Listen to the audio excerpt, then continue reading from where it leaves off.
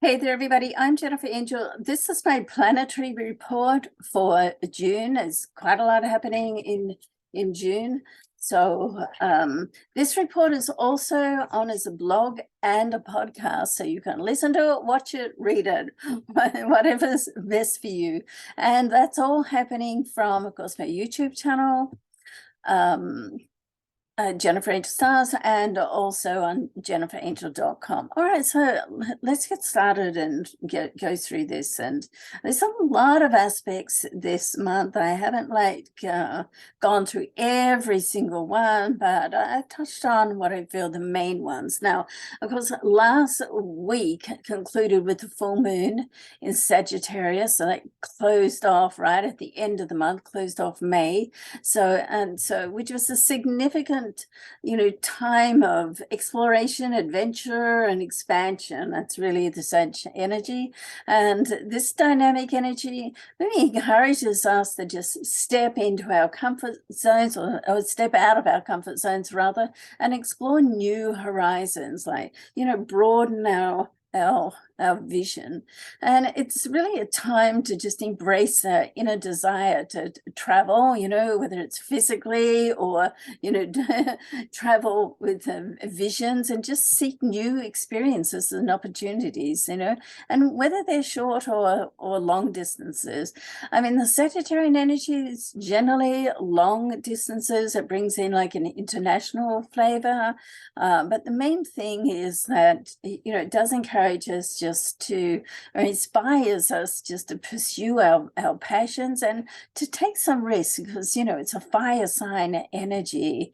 And as a full moon, of course, it means that the sun and the moon are opposite. So you've got this axis between Sagittarius, with the moon in Sagittarius, and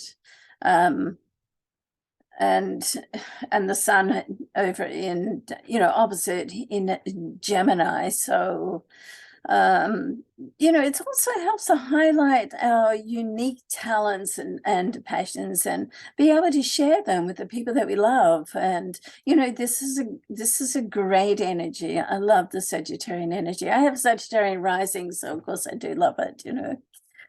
Now on the same day, on the a little bit sort of later in the week, commencing like on the 5th, then Venus is going to transit the sign of Cancer, out of Cancer into Leo. So with this, we can expect a shift from the emotional, nurturing, comfort energy of Cancer as it goes into, a much more bold, expressive, and area of celebration to do with the Leo. So this transit can bring about, desire just to be more creative, step into ourselves more, and of course, being a Leo, just to enjoy the luxury and be a little more indulgent, and also to seek out attention and admiration. And we all want to have some attention. We all want to be admired at some point by some people. That's really a lovely feeling. And so the Leo energy, because it's associated with confidence and passion and creativity, it really sort of helps us embrace that more, rather than being shy and stepping back. It helps us to step forward. It's a very artistic energy, and of course it brings in, with Leo, it brings in the performing arts and events during this time too. And let's not forget that Leo is ruled by the sun, so outdoor venues, it's starting to get warm now, and activities become more popular. This transit also encourages us to embrace our uniqueness, as I said, and just to share them with others. All right.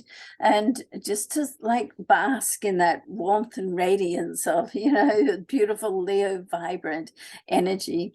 Now, on the same day, on the 5th, when Venus is in opposition to Pluto, then this is when you can expect some intense emotions and almost a heightened sense of passion, regardless of what area it influences in your sun chart or your personal chart placement. So this alignment can also bring to light, some power struggles. It's always another side to the coin, all right? And in as such, those power struggles can be around relationships. And so it's also, an increased desire for intimacy and connection, but keep in mind that some of those power struggles can come from jealousy or obsession, possessiveness. So, excuse me, so you want to sort of balance that out. And if you feel any of those qualities either coming for yourself or someone else, you want to take a step back and, just beware of not sort of reacting, like responding, and once you have time to sort of think it through a bit, because when you react and you get that reactive energy, then guess what, that just sets that up for the other person to do the same. And that, in my experience, that never really ends well. Okay, so if you navigate this carefully with communication, then this opposition really can lead to a deeper understanding and transformation within relationships. So, it's all about, when if you change your attitude, then the situation changes. So it's all about really how you look at it. And the key to him is to really just remain open and receptive. It's very transformational energies. And although you want to sort of perhaps set some healthy boundaries, which honor your own needs and desires, then, it's like a give and take. It's out how much boundary do you need? And do you need to close off, or do you want to stay a little bit open? Only you can answer that question. So then, moving on to the next planetary interaction is when Mercury will sextile Neptune. Now, this is on the 9th. During this time, you can expect an increased intuition, creativity, and spiritual awareness. So Mercury being the planet of communication, Neptune being the planet of inner, intuition and mindfulness. So it's going to encourage you just to go beyond the limits of your logical mind and just tap into that intuition and tap into your imaginative side of yourself. And communications may become, can become very compassionate during this time. And you can find yourself just drawn to more artistic pursuits, which helps to open up that, inner wisdom. Now, Neptune is also associated with dreams, visions, and illusions, right? And this transit can offer a chance to just reconnect with yourself more. Okay, so it's a great transit because it can help you explore your deepest desires and what you want to do and your aspirations in life. However, it is up to you to be mindful, to watch how you feel and to watch what's happening around you and what you're attracting. I mean, so overall, the Mercury sextile with Neptune, it's a powerful transit for drawing upon your higher self, your inner wisdom, and expanding your consciousness. But as I said, it's up to you to notice and to be aware. And then otherwise it can just like go over the top, pass you by.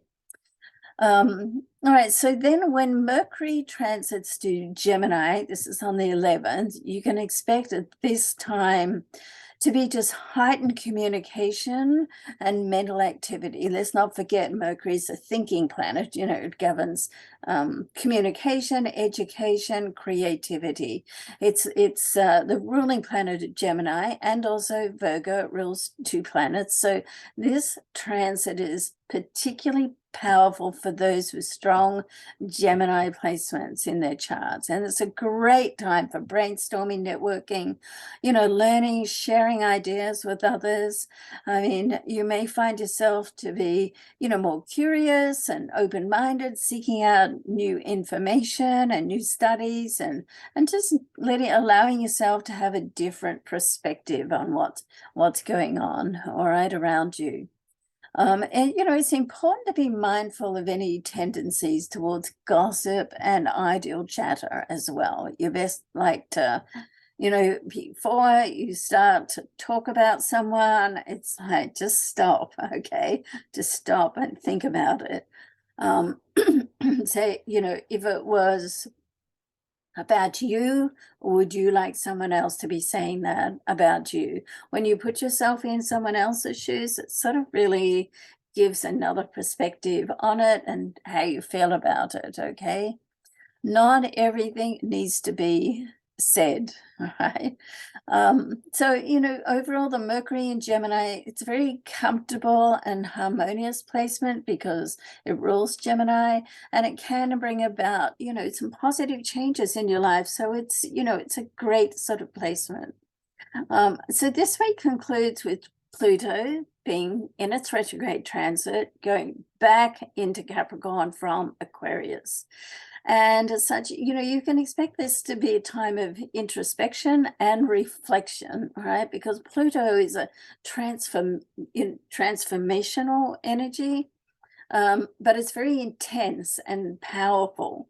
And, in this retrograde motion, it can create a little, inner turmoil as you just confront like any deepest fears that come up or desires. So if they do, you want to just sit with that for a while, think it through, and just like sit with it and process it.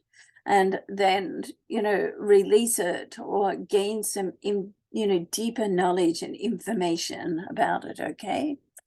I mean, it can bring about a need for restructuring and rebuilding, both as well, both in your professional and personal lives. So depending on where it does fall within your sun sign and within your personal chart as well. And, it's important to use this time just to release any negative patterns and behaviors. First of all, notice them. That's the first start. So you need to be mindful to that. And then, if something's been holding you back and you've been over focusing on it or overthinking thinking it, get into how it feels more, and then just try to, release it. It's also a message to just do the right thing and just stay within integrity, because Pluto is all about integrity as well, and integrity starts with you. So it starts with the integrity you have with yourself. For instance, if you keep saying that you're going to do something, I'm going to get up earlier and walk in the mornings, and you don't do it, then you sort of lose trust. You're out of integrity within yourself, and you lose trust. You don't trust yourself anymore. So you're better to either get out. I mean, this morning, for instance, I didn't really have time to do a huge walk, but I went anyway because I thought, you know what, I'm just going to go and do like a 12-minute walk, and at least then I've done something. So you're better off doing something than nothing at all right? And, especially because Pluto is going back into Capricorn, you want to be mindful around business and work situations, and, take the high ride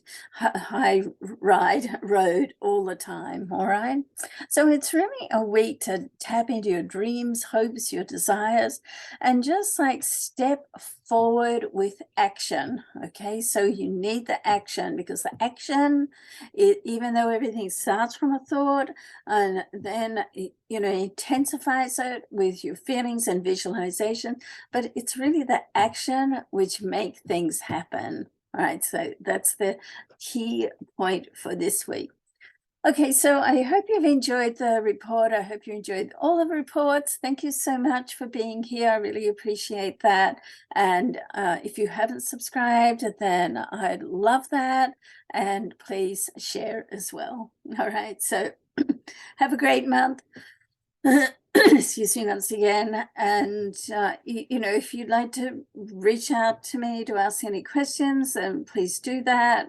And there's a contact, you know, on my website, jenniferangel.com. And of course, you know, if you want to have a session with me, you can do that through the site as well and see how all this is going to influence your sun sign, and more importantly, your birth chart. Okay. All right. Love, luck, and vision. Bye for now.